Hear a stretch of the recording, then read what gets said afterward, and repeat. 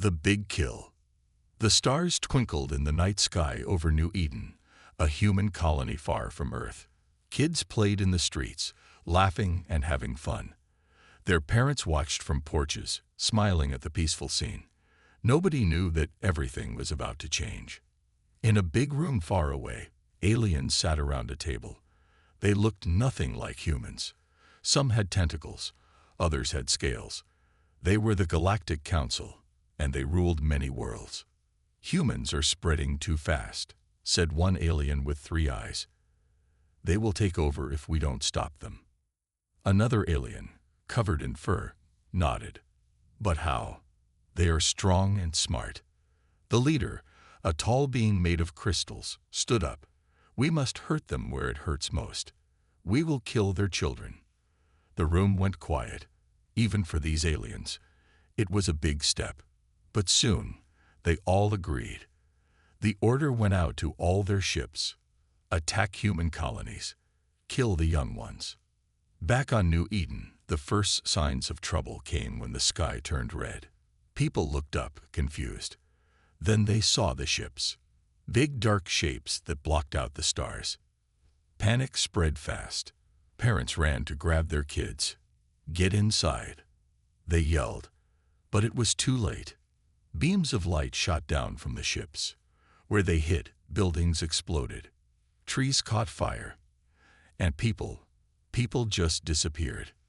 Little Timmy was playing with his ball when it happened. 1 second he was there, the next he was gone. His mom screamed and ran to where he had been. All she found was his ball, still warm. All over New Eden, the same thing was happening. Kids vanished in flashes of light. Parents tried to save them, but they couldn't. The alien weapons were too fast, too strong. In the town center, a brave policeman tried to fight back. He shot at the ships with his gun, but the bullets just bounced off. A beam hit him, and he was gone too. Sarah, a teacher, tried to protect her students. She gathered them in the school basement. "It'll be okay," she told them, even though she was scared too. But the aliens' weapons went right through the walls. In seconds, Sarah was alone, surrounded by empty chairs. The attack lasted for hours. When it was over, New Eden was quiet. Too quiet. No kids laughed or played. No babies cried. The streets were empty except for crying adults. And it wasn't just New Eden. All over the galaxy, on every human world, the same thing was happening. The Galactic Council's ships were everywhere, killing millions of children. On a farm far from the town, old Joe saw it all through his telescope. He couldn't believe his eyes. As fast as he could, he ran to his old radio. With shaking hands, he sent a message to Earth. "They're killing the kids, all of them. Send help." But help was too far away. By the time ships from Earth could arrive, it would be too late. As night fell on New Eden, the survivors came out of hiding. They walked through streets full of toys left behind by kids who would never play again. Teddy bears lay in the dirt. Bikes stood with no one to ride them. In what was left of the town hall, Mayor Chen tried to count the dead, but there were too many. Tears ran down his face as he realized almost no children were left. "Why?" he asked, looking at the sky. "Why did they do this?" But the stars didn't answer. The alien ships were gone, leaving only broken hearts behind. Far away, on the Galactic Council's main world, the aliens celebrated. They thought they had won. They thought humans would give up now. They were wrong. On Earth, as news of the attack spread, something changed. People stopped crying. Their sadness turned to anger. In every city, in every country, humans came together. They didn't know it yet, but this was the start of something big. The aliens thought they had beaten humanity. Instead, they had awakened a giant. As the sun rose on a galaxy changed forever, one thing was clear: this was not the end. It was just the beginning. Earth finds out. On Earth, it was a normal day. People went to work, kids went to school, and life went on as usual. No one knew about the terrible things happening in space. In a big building in New York, Sarah Johnson sat at her desk. She worked for the Space News Network. Her job was to talk to people on other planets and share their stories. Sarah was drinking coffee when her computer beeped. A message had come in from far away. She opened it and started to read. Her coffee cup fell from her hand and smashed on the floor. "Oh no," she whispered. "This can't be true." She ran to her boss's office. "Mr. Davis, you need to see this." Mr. Davis read the message. His face turned white. "Call the president," he said. Now. In Washington, D.C., President Maria Chen was in a meeting. Her phone rang. She never answered her phone during meetings, but something made her pick up this time. As she listened, her eyes got wide. She stood up so fast her chair fell over. "I'll be right there," she said. President Chen ran out of the room. Her guards looked confused but followed her. She jumped into her car and told the driver, "Take me to the Space Command Center. Fast." At the Space Command Center, a room full of computers and screens, people were running around. General Mike Lee was shouting orders. "Get me eyes on our colonies. I want to know what's happening out there." President Chen burst into the room. "Tell me it's not true," she said to General Lee. The general shook his head. "I'm sorry, Madam President. It's true. We're still getting reports, but it's bad. Very bad." On the big screen in front of them, images started to appear. They showed broken buildings, burning forests, and crying people. But no children. Not anywhere. President Chen felt sick. She had to sit down. "How many?" she asked in a quiet voice. General Lee looked at a paper in his hand. "We don't know exactly, but millions. Maybe tens of millions." The room went silent. Everyone tried to understand what this meant. Millions of children gone, just like that. Suddenly, the door burst open. A young soldier ran in, holding a tablet. "Sir, ma'am, you need to see this." He handed the tablet to the president. On it was a video. It showed an alien ship firing at a human city. The worker who took the video was crying and shouting, "They're killing our kids." The voice on the video said, "Why are they doing this?" President Chen handed the tablet back. She stood up straight and looked around the room. "Get me on TV," she said. "The people need to know." An hour later, TV shows all over the world stopped. The president's face appeared on every screen. "My fellow humans," she said, "I have terrible news." She told everyone what had happened. As she spoke, people all over Earth reacted. In New York, a crowd gathered in Times Square. They watched the big screens in shock. In a small town in China, an old man listening on the radio dropped his teacup. It shattered on the floor, just like the lives of so many families. On a beach in Brazil, a group of friends hugged each other and cried. They had family on other planets. Were they okay? As the news spread, the whole world seemed to stop. Stores closed. Schools sent kids home. Parents hugged their children tight, thankful they were safe. But sadness quickly turned to anger. In London, a huge crowd gathered outside the space agency building. They wanted answers. They wanted to do something. "Fight back," someone shouted. Others joined in. Soon, the whole crowd was chanting, "Fight back, fight back." Similar scenes played out all over the world. In Tokyo, Moscow, Cape Town, and hundreds of other cities, people came together. They were sad, they were angry, but most of all, they were united. Back in Washington, President Chen finished her speech. "This is the darkest day in human history," she said, "but we will not give up. We will not forget, and we will not forgive." She turned to General Lee. "Prepare our ships," she said. "All of them." The general nodded. "Yes, Madam President." "And the mission?" President Chen's eyes were hard as steel. "We're going to find who did this," she said, "and we're going to make them pay." As night fell on Earth, nobody slept. In every home, on every street, People talked about what had happened. They shared their grief, their anger, and their fear. But something else was growing too. A feeling that spread from person to person, city to city, country to country. It was a feeling of determination, of strength, of unity. The aliens had tried to break humanity.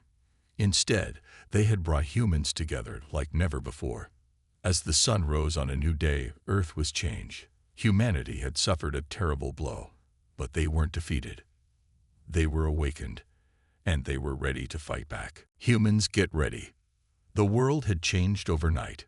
Streets that were once full of life now felt empty. But in secret places, humans were getting ready for something big. Deep under the Rocky Mountains, President Chen walked into a hidden room. It was called the War Room, but it had never been used for a real war before. Today was different. Around a big table sat the most powerful people on Earth. Leaders from every country were there, some in person, some on big screens. They all looked tired and angry. "We're here to decide the future of humanity," President Chen said. "What happened to our children cannot go unpunished." The leader of Russia, a tall man named Vladimir, spoke up. "We must strike back. Show these aliens we are not weak." But the Prime Minister of India, a small woman named Priya, shook her head. "We can't just attack. We don't even know who did this or why." For hours they argued. Some wanted war right away. Others wanted to try talking first. It seemed like they would never agree. Then, an old man at the end of the table stood up. Everyone went quiet. It was Dr. Alan Jong, the smartest scientist on Earth. "Friends," he said softly, "we can't fight like we used to. These aliens are too strong. We need new weapons, new ships, new ways of fighting." He pulled out a small box and put it on the table. "I've been working on something in secret, something that could change everything." Dr. Jong opened the box. Inside was a small, glowing ball. It looked like a tiny star. "This," he said, "is the future." For the next hour, Dr. Jong explained his invention. It was a new kind of energy, more powerful than anything humans had ever seen. With it, they could build ships faster than light, weapons that could destroy planets, and shields nothing could break through. The room was silent when he finished. Then, slowly, people started to nod. President Chen stood up. "Dr. Jong, how long to build these new ships and weapons?" "A year," he said. "Maybe less if everyone helps." The president looked around the room. "Can we all agree to work together, to share our resources and keep this secret?" One by one, the leaders nodded. For the first time in history, the whole world agreed on something. Then it settled. President Chen said, "We prepare in secret for 1 year. Then we take the fight to the stars." As the meeting ended, plans were already being made. In deserts, in mountains, and under the sea, huge factories would be built. Every scientist, every engineer, every worker would be needed. But they couldn't tell everyone. The aliens might find out. So they came up with a clever plan. The next day, President Chen was on TV again. But this time, she didn't look angry or sad. She looked hopeful. "My fellow humans," she said, "we have decided not to fight. Instead, we will build a great shield around Earth to protect us. Every country, every person must help. Together, we will make Earth safe." It wasn't true, of course, but it fooled the aliens. They watched as humans built giant towers all over the world. They thought these towers were for a shield. They didn't know the towers were really hiding underground factories and launch sites for a new space fleet. All over the world, people worked day and night. In schools, teachers trained kids to be ready for space. In hospitals, doctors learned how to heal weird alien injuries. In gyms, soldiers practiced fighting in no gravity. Everything changed. Money that was for fun things now went to the secret space program. Big companies stopped making cards or phones and started making spaceship parts instead. But it wasn't easy. Food was less because so much went to the workers building the spaceships. People had to wait in long lines for simple things. Some people got angry and wanted to know why life was so hard now. Leaders had to lie. They said it was all for the shield. Most people believed it. Those who didn't were told to keep quiet for everyone's safety. As months passed, the first spaceships were built in secret underground bases. They were beautiful and deadly, painted black to hide in space. Inside, they had Dr. Zhang's new engines and weapons. Brave men and women trained to fly these ships. They learned in secret, leaving their families behind. Everyone chosen for this mission knew they might never come back. 1 year after the terrible attack, Earth was ready. Deep under the mountains, deserts, and oceans, a fleet of warships waited. Millions of soldiers stood ready to fight. New weapons were loaded and checked again and again. In the war room, President Chen looked at the latest reports. Everything was ready. She took a deep breath and pressed a big red button. All over the world, hidden doors opened. The biggest ships the world had ever seen rose from the ground, the seas, and the mountains. They flew up into space, where thousands more waited. On TV screens everywhere, President Chen appeared one last time. "The shield was a lie," she said. "We are not hiding. We are hunting. To the aliens who hurt our children, know this. We are coming, and we will have justice." As cheers erupted around the world, the fleet of Earth ships disappeared into the stars. The hunt had begun. Sneaky humans. As Earth's big ships flew into space, a smaller secret mission was already underway. This was Operation Shadow, and its job was to spy on the aliens. Captain Lisa Chen, no relation to the president, stood on the bridge of her ship, the Ghost. It was the smallest, fastest ship humans had ever built, and it could turn invisible. "Status report," she said to her crew. "All systems green, Captain," said her second-in-command, Jack. "We're approaching the alien planet Zorg 7. Lisa nodded. Zorg 7 was where they thought the order to kill Earth's children came from. Their job was to sneak in, find proof, and get out without being seen. As they got closer to Zorg 7, Lisa gave the order, "Activate cloaking device." The Ghost shimmered and then seemed to disappear. They were now invisible to eyes and sensors. "Take us in, nice and slow," Lisa said. The Ghost slipped past the alien ships guarding Zorg 7. The humans held their breath, but no alarms went off. They were in. Meanwhile, on another secret mission, Agent Tom Baker walked through a crowded alien city.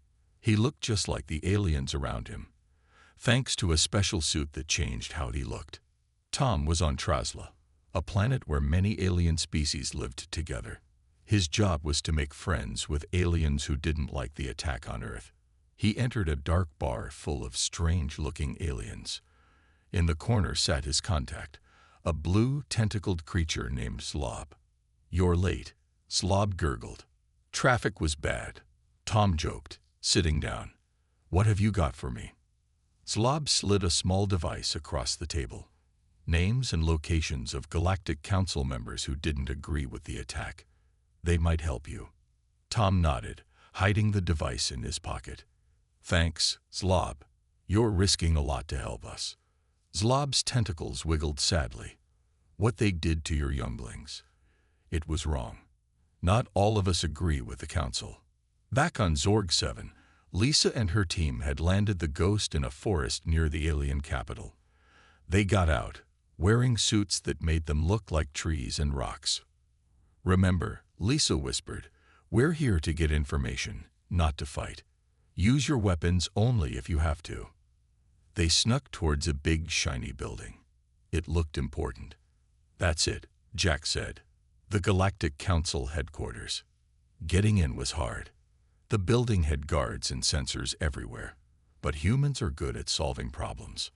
Lisa had a small robot spider. She let it go, and it crawled up the wall. It found a tiny hole and went inside. The spider crawled through air vents until it reached a big room full of computers. It plugged itself in and started copying files. Outside, Lisa and her team waited nervously. "Come on, "Little spider," she whispered. Suddenly, alarms started blaring. "We've been spotted," Jack yelled. "Wait for the spider," Lisa ordered. They couldn't leave without the information. Alien guards started running towards them. Lisa's team got ready to fight. Just then, the spider crawled out of the building and into Lisa's hand. "Run," she shouted. They ran back to the ghost, aliens chasing them and shooting weird guns. But the humans were faster. They jumped into their ship and took off. "Cloaking device activated," Jack said. The ghost disappeared just as alien ships started to chase them. Lisa looked at the spider robot. "I hope what you got was worth it, little guy." On Trasla, Tom was having his own adventure. He had met with 3 alien leaders who wanted to help Earth, but someone had told the Galactic Council he was there. Now he was running through the alien city, bad guys chasing him. He ducked into a small space between 2 buildings. The aliens ran past, not seeing him. Tom breathed a sigh of relief. Then he felt something touch his shoulder. He turned, ready to fight. But it was Zlob. "This way," Zlob said. "I know a safe place." Tom followed Zlob through secret tunnels under the city. They came out near a small spaceship.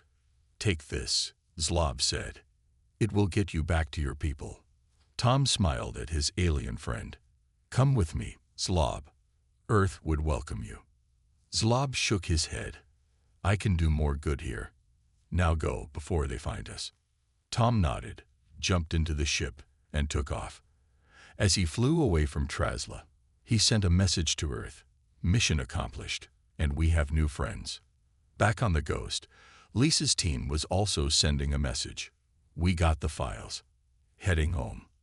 In the war room on Earth, President Chen read both messages. She smiled for the first time in a year. "Well done," she said. "Now we know where to strike." She turned to her generals. "Tell the fleet to get ready. It's time to take the fight to the enemy." As the sun set on Earth, its people didn't know about the brave spies who had risked everything. They didn't know that humans had made friends with some aliens. All they knew was that tomorrow, the real war would begin. And thanks to the sneaky humans, Earth was ready to win. New human weapons. Deep under the Nevada desert, in a secret lab called Area 52, Dr. Emily Wong stood in front of a strange gun. It didn't look like any gun anyone had ever seen before. It glowed with a soft blue light and hummed quietly. "Is it ready?" asked General Mike Lee, who had just walked in. Dr. Wong nodded. "Yes, sir. This is the XK-1, our first quantum disruptor cannon." The general looked confused. "And what does it do, exactly?" Dr. Wong smiled. "It breaks things apart. At the smallest level. Atoms, General. It breaks atoms." She pointed the gun at a big metal block. With a soft whoosh, the block simply disappeared. The general's eyes went wide. "Impressive. How many do we have?" 50 so far, Dr. Wong said. "But we're making more every day." Meanwhile, in a hidden base under the Pacific Ocean, Captain Jack Torres stood on the deck of a new kind of ship. It looked like a mix between a submarine and a spaceship. "This," he said to his crew, "is the Leviathan, the first of our deep space battleships." The ship was huge, bigger than anything humans had built before. Its sides were covered in strange bumps and lines. "Those are our new weapons," Jack explained. "Plasma cannons, gravity bombs, and shield disruptors. Plus, we have Dr. Jung's special engines. We can go faster than light now." One of the crew, a young woman named Sarah, raised her hand. "Sir, how does it compare to alien ships?" Jack grinned. "Let's find out.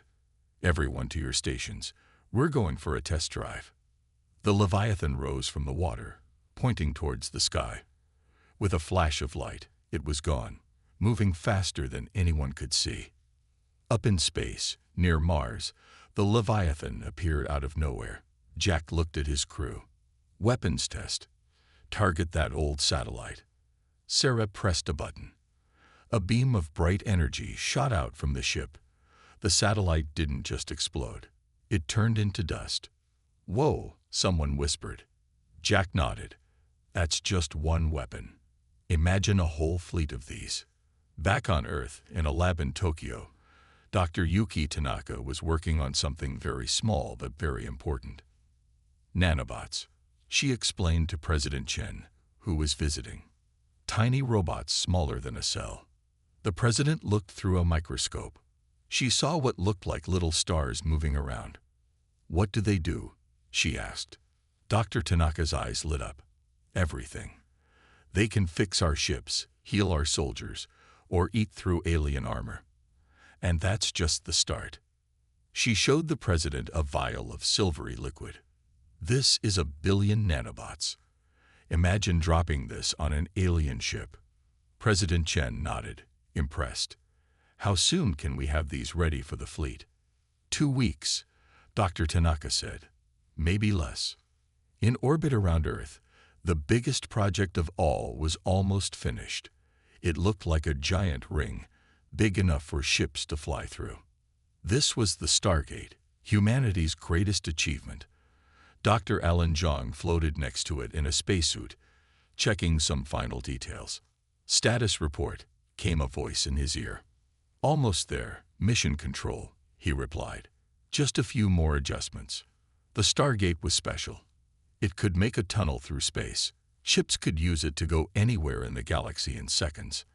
Dr. Zhang finished his work and floated back. "It's ready," he said. "Time for the test." From Earth, a small probe was launched. It flew towards the Stargate, which started to glow. The probe went in and disappeared. Everyone held their breath. 10 seconds passed. 20.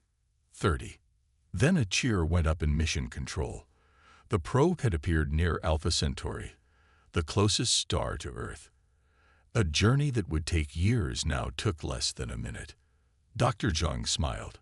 "It works," he said softly. "We can go anywhere now." As news of these new weapons spread among Earth's leaders, excitement grew. They had been afraid of the lions, but not anymore. In the war room, President Chen looked at reports of all the new weapons, the quantum guns that could break anything, the super-fast ships with powerful weapons, the tiny nanobots that could do amazing things, and the Stargate that could send their fleet anywhere. She turned to General Li. "Are we ready?" she asked. The general nodded. "Yes, Madam President. The fleet is armed with all our new weapons. The Stargate is operational. We can attack anytime." President Chen took a deep breath. This was the moment that would decide the future of humanity. "Send the order," she said. "The attack begins at dawn." As the sun set on Earth for the last time before the war, people went about their lives not knowing what was coming. But in secret bases all over the world, soldiers got ready. They checked their new weapons, said goodbye to their families, and prepared for the biggest fight in human history. Tomorrow, humanity would take its revenge. And with these new weapons, they were ready to win. Humans attack. The day had finally come. As the sun rose on Earth, thousands of ships lifted off. They flew up into space, where even more ships waited. It was the biggest fleet anyone had ever seen. Admiral Sarah Chen stood on the bridge of the biggest ship, the HFY Avenger. She looked at her crew, men and women from all over Earth. They were scared, but ready. "Today," she said, "we fight for our children, for our future, for Earth." The crew cheered. Screens lit up all around them. It was time. The giant Stargate in orbit began to glow. The first ships went through, then more and more. In minutes, the whole fleet was gone from Earth's sky. On the alien world of Zorg 7, it was a normal day. Weird-looking aliens went about their business. Nobody knew what was coming. Suddenly, the sky lit up. A massive hole in space opened, glowing bright. Out of it came ships, human ships, thousands of them. Alarms started blaring all over Zorg 7. Alien ships tried to take off, but they were too slow. The human fleet was already attacking. Admiral Chen's voice boomed over the radio. All ships, attack pattern Delta. Take out their defenses first. Human ships zoomed between tall alien buildings. They fired their new weapons. Quantum disruptor cannons turned alien ships to dust. Plasma beams melted defense towers. On the ground, aliens ran in panic. They had thought humans were weak. Now they knew how wrong they were. In orbit, bigger battles were happening. The HSS Leviathan, led by Captain Jack Torres, faced off against the biggest alien ship. "Fire all weapons," Jack yelled. The Leviathan lit up like a Christmas tree. Beams and missiles shot out from all sides. The alien ship's shields flickered and died. Then the ship itself broke apart. But the aliens weren't giving up easy. They had big weapons too. A massive beam shot out from the planet, cutting a human ship in half. Admiral Chen gritted her teeth.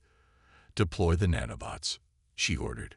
Small pods shot out from the human ships. They broke open near alien ships, releasing clouds of tiny robots.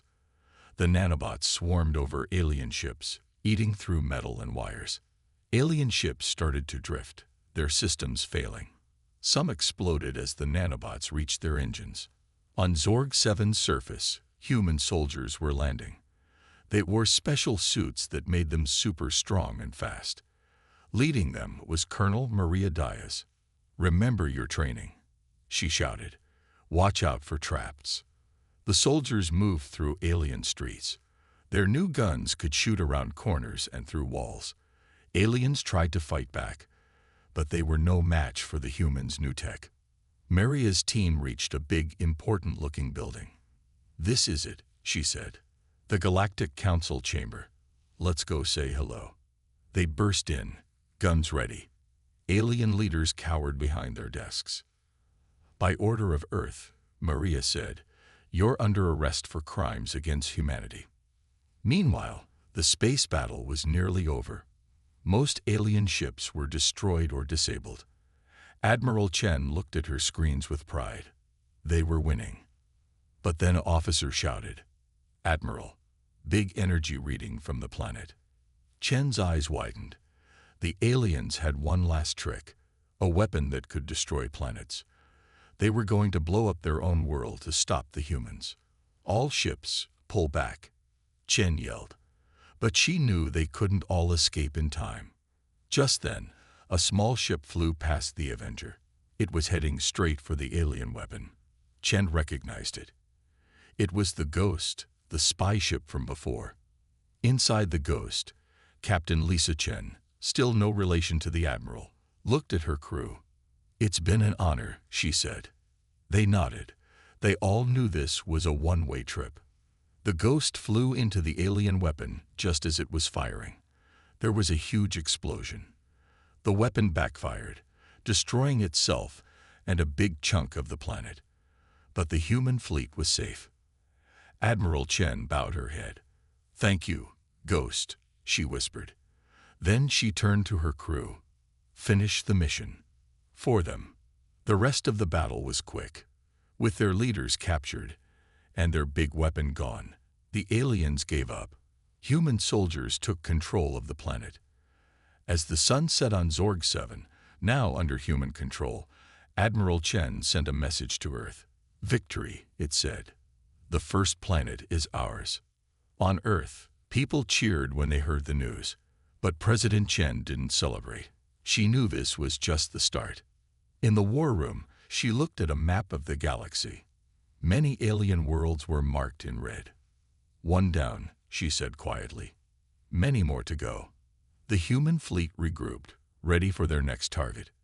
The war wasn't over, but now the aliens knew.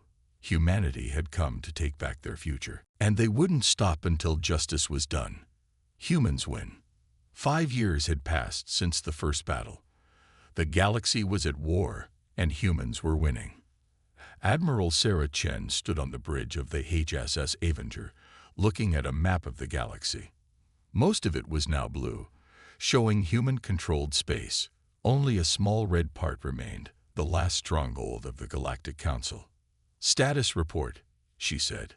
Her second-in-command, Jack, answered. Our fleet is in position. Admiral, the final assault can begin any time. Sarah nodded. Send the signal. It's time to end this. Across human-controlled space, millions of ships got ready. This was it, the last battle. On Earth, President Maria Chen, no relation to the Admiral, sat in the war room. She looked tired but determined. Madam President, a general said, the fleet is ready. Should we give the order to attack? The president paused. She thought about all the lives lost, all the pain caused by this war. Then she remembered the children who started it all. Do it, she said, for Earth, for our children. In space, the biggest fleet ever seen appeared near the last alien world. Thousands of human ships, big and small, all armed with the best weapons Earth could make. The aliens saw them coming. They had built big defenses around their last planet. Huge space stations armed with powerful guns. Millions of ships ready to fight. For a moment, everything was quiet. Then Admiral Chen's voice came over the radio. All ships, attack. The battle that followed was the biggest in the history of the galaxy. Human ships fired their quantum cannons, turning alien defenses to dust. Nanobots swarmed over enemy ships, eating through their hulls. But the aliens fought hard too. They had copied some human tech and made their own new weapons. Their beams cut through human ships. Their bombs made black holes that swallowed everything nearby. On the planet below, Colonel Maria Diaz led the ground attack. She and her soldiers fought through alien cities, facing tough resistance. Push forward, she yelled, firing her gun. We've come too far to fail now. In orbit, things weren't going well for the humans. The aliens' defenses were stronger than expected. Many human ships were destroyed. Admiral Chen gritted her teeth. We need a new plan, she said. Just then, a small ship appeared next to the Avenger. It was Slob, the alien who had helped humans before. I bring help, Slob said over the radio. Suddenly, a new fleet appeared. It was made up of ships from many alien races, all those who had disagreed with the Galactic Council's attack on Earth. Let's finish this together, Slob said. With the new allies, the tide of the battle turned. Human and friendly alien ships broke through the defenses. They landed on the planet, joining the ground battle. In the Galactic Council's main building, the alien leaders were panicking. Their guards ran away as human and allied soldiers got closer. The main door burst open. Colonel Diaz walked in, followed by soldiers from Earth and other worlds. In the name of Earth and the free galaxy, she said, you're under arrest. The alien leaders had no choice. They surrendered. As word spread, the fighting stopped. After 5 long years, the war was over. Humans had won. Back on the Avenger, Admiral Chen received the news. She smiled for the first time in years. Send a message to Earth, she said. Tell them it's done. On Earth, people poured into the streets when they heard. They cheered, cried, and hugged each other. The long nightmare was finally over. In the war room, President Chen made a speech to the world. Today, we have won more than a war. We have won justice for our children. We have won a future for humanity. But let us remember, victory doesn't mean revenge. We will build a better galaxy, one of peace and cooperation with those who choose to join us. In the years that followed, things changed a lot. Earth became the center of a new galactic alliance. Humans worked with friendly aliens to rebuild worlds destroyed in the war. They also made sure no one would ever hurt children again, human or alien. New laws were passed to protect the young of all species. The Stargate network grew, connecting the whole galaxy. Trade and culture flowed between worlds. Many aliens came to live on Earth, and humans spread to new planets. Admiral Chen retired and became a teacher. She often told her students about the war. We won, she would say, not just because we were strong or had good weapons. We won because we stayed human. We fought for what was right, and we made friends along the way. Colonel Diaz led peacekeeping forces, making sure the galaxy stayed safe. She worked closely with Slob and other alien allies. And on a quiet hill on Earth, a special monument was built. It had the names of all the children lost in the attack that started it all.